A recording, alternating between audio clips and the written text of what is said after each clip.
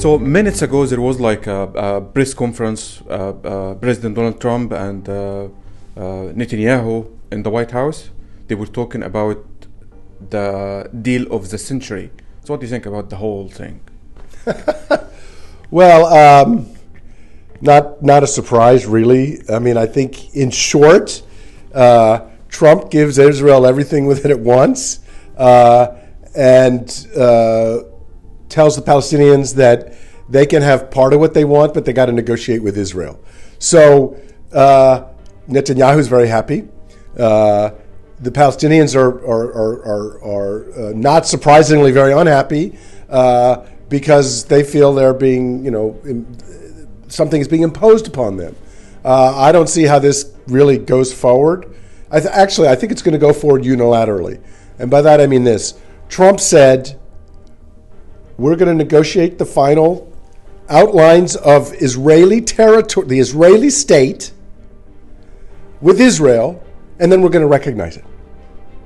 And then Israel and the Palestinians can negotiate their territories together, and they've got 4 years to do it. So what does that mean? It means that pretty soon, the next step in this process is pretty soon, the United States is going to recognize a revised borders of Israel that include the Golan Heights and West Banks and parts of the West Bank, and that, as far as the United States is concerned, will be the new Israel. Okay, like we are like 1 year ahead to the American president elections, right? And this scenario keeps happening. Like when there is an election, like a year before, we're talking about the two-state solution, right. The peace process. Right. Is this part of the U.S. election now? Right. Or what's the deal here? Well, it's not unrelated. Let me put it this way. If you listen carefully to what Trump said in his remarks at the White House, he talked a lot about the Middle East and the Holy Land being a place for people of all religions and the beauties of the Bible and the beauties of the Old Testament. He was speaking there directly to evangelical, religious, Christian American voters. That's his base.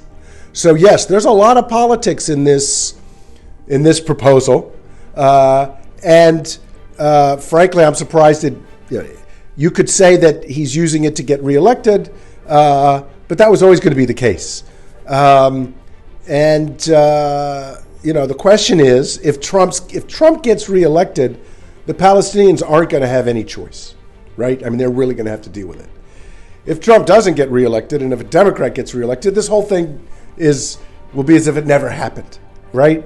I think Biden will go back to, if Biden gets elected, if any Democrat gets elected, they will go back to the old U.S. policy, which was the capital of Jerusalem, the capital of Israel, its borders, settlements are all matters to be negotiated between the two sides, not decided unilaterally by the United States and Israel.